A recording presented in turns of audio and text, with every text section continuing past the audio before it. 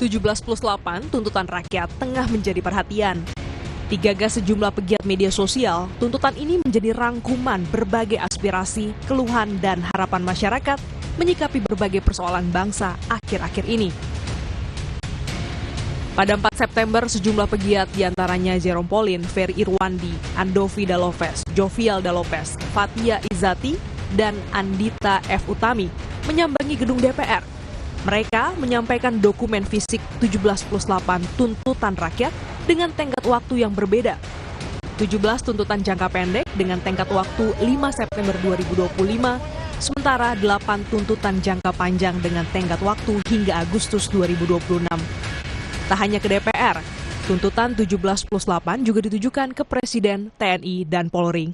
13 baru dimulai, 4 malah mundur, 8 belum digubris. Beberapa di antaranya yang mundur. Kekerasan aparat, korban di Bandung, keterlibatan TNI masih terlibat, pembebasan demonstran, proses hukum aparat polisi, memang sudah ada yang dihukum, namun baru 1. Dan banyak hal lain yang belum dimulai prosesnya. Kalau hanya disuruh berhenti flexing, hanya disuruh bersimpati di dunia online, itu menyembunyikan sesuatu, itu enggak menyembuhkan akar dari masalah. Oleh karena itu hari ini kami ada di sini untuk memberikan tuntutan ini juga secara formal, secara fisik, supaya sudah tidak ada lagi alasan bahwa belum dimasukkan lewat jalur formal. Dan kami juga mau mengingatkan bahwa kami belum puas dengan janji, dengan rencana, dengan kata-kata akan, dengan kata-kata meminta. Kami ingin bukti konkret, kami ingin progres yang nyata.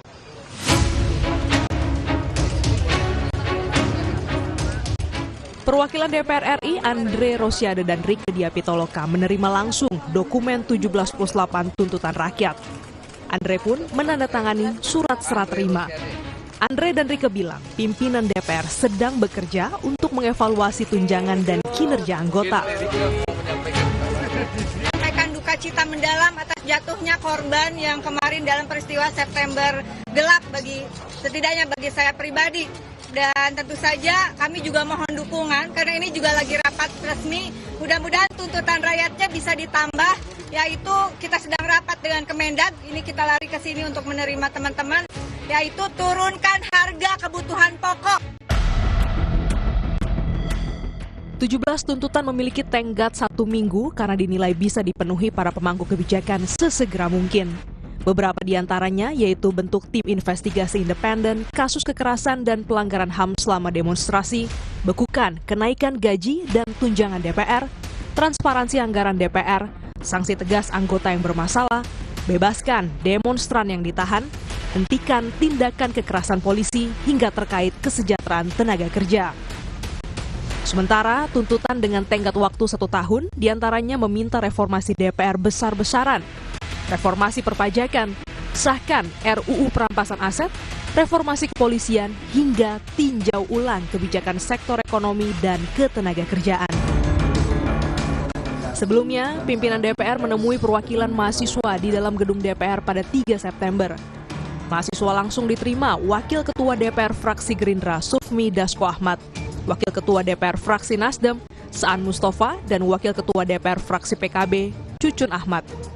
Mahasiswa menuntut dibentuknya tim investigasi untuk mengusut oknum provokator yang menyusupi aksi unjuk rasa. Mahasiswa juga menuntut DPR segera mencabut tunjangan fantastis anggota dewan dan sahkan RUU perampasan aset.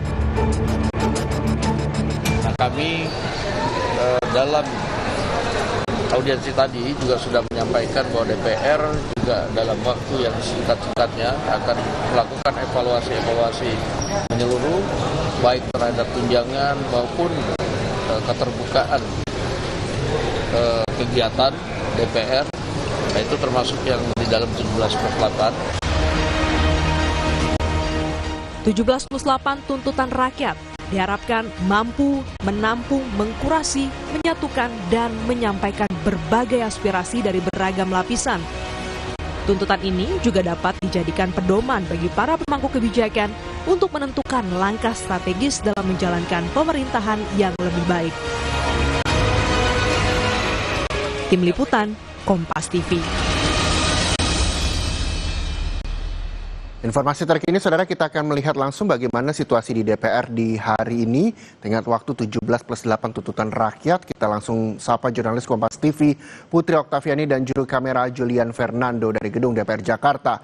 Selamat siang, Okta. Okta, apa ada kegiatan unjuk rasa di sana dan bagaimana perkembangan soal 17 tuntutan yang tenggat waktunya jatuh hari ini? Selamat siang Reza dan juga saudara, benar sekali bahwa hari ini tentu menjadi hari yang ditunggu-tunggu bagi masyarakat, di mana kita tahu sebelumnya imbas atau kelanjutan dari adanya aksi unjuk rasa sejak tanggal 25 sampai 31 Agustus 2025 kemarin ini melahirkan sejumlah tuntutan, ini 17+8. Tapi Reza dan juga saudara, tadi kalau ditanyakan soal apakah ada aksi massa begitu yang berada di sekitar gedung DPR, kami pantau di area depan gedung DPR MPR ini memang tidak terlihat adanya massa aksi, artinya situasinya masih kondusif, masih relatif sepi. Kemudian juga tadi kami memantau di area belakang atau di gerbang Pancasila, ini juga tidak terlihat adanya massa aksi yang berkumpul. Lalu lintas Reza kami pantau juga masih ramai lancar sejak pagi hari tadi, memang tidak ada rekayasa lalu lintas maupun juga penutupan jalan yang kalau kita ingat terjadi beberapa hari kemarin.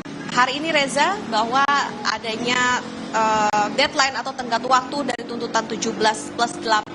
Jadi memang ini adalah tuntutan yang diserap dari aspirasi masyarakat yang kemudian disusun dari atau diwakili oleh aktivis maupun juga perwakilan dari pemengaruh atau influencer. Mengapa dikatakan hari ini menjadi tenggatnya Reza? Karena memang untuk poin atau 17 poin ini merupakan tuntutan yang dalam jangka pendek, artinya seharusnya bisa direalisasi pada hari ini 5 September 2025, sementara untuk tuntutan jangka panjang atau +8-nya ini diberikan waktu sampai 31 Agustus 2026. Tuntutan ini sudah diberikan kepada pihak DPR, juga sudah diterima. Kemarin perwakilannya ada Andre Rosiade dan juga Rike Diah Pitaloka. Kemudian juga Wakil Ketua DPR RI, Sufmi Dasko Ahmad, juga sempat mengatakan bahwa tuntutan 17+8 ini akan menjadi pembahasan di pertemuan pimpinan fraksi di DPR. Jadi tentu kita akan pantau bersama seperti apa nanti kelanjutannya, karena ini sudah deadline, artinya tentu masyarakat menantikan bagaimana jawaban ataupun tanggapan dari DPR dan juga bagaimana aksi ataupun respon dari masyarakat. Karena sampai dengan saat ini Reza dan juga saudara, tadi kami juga sempat berada di dalam gitu, memang terlihat sepi juga, tidak ada aktivitas anggota dewan di dalam. Kemudian juga yang kami lihat hanya penjagaan begitu dari petugas gabungan maupun juga mobil atau kendaraan taktis yang disiagakan di dalam. Reza? Ya, Okta, lalu bagaimana dengan aksi piknik nasional rakyat yang menagih tuntutan 17+8 ini? Apakah juga sudah terlihat atau ada informasikah soal itu? Benar sekali Reza, ini juga menjadi salah satu respon dari masyarakat, karena sampai dengan detik ini artinya belum ada jawaban yang kita dengarkan terkait dengan tuntutan 17+8 dari DPR. Kemudian juga muncul adanya seruan aksi piknik nasional rakyat menagih tuntutan 17+8. Ini memang kalau dari informasi yang kami dapatkan akan dimulai pukul 14 waktu Indonesia Barat sampai pukul 16.30 waktu Indonesia Barat. Tapi Reza, memang tadi kalau kami pantau di dalam maupun juga di area luar, di tempat kami melaporkan maupun di belakang di area gerbang Pancasila, itu tadi belum ada kegiatan masyarakat ataupun masyarakat yang berkumpul begitu, apakah itu masa aksi dan lain sebagainya, ini juga belum terlihat. Jadi memang situasinya secara umum di sekitar area DPR ini masih kondusif dan juga tetapi tetap penjagaan tetap dilakukan baik oleh petugas gabungan maupun kendaraan taktis yang juga disiagakan. Reza? Baik, terima kasih jurnalis Kompas TV Putri Oktaviani dan juga juru kamera Julian Fernando dari gedung DPR Jakarta. Selamat kembali bertugas.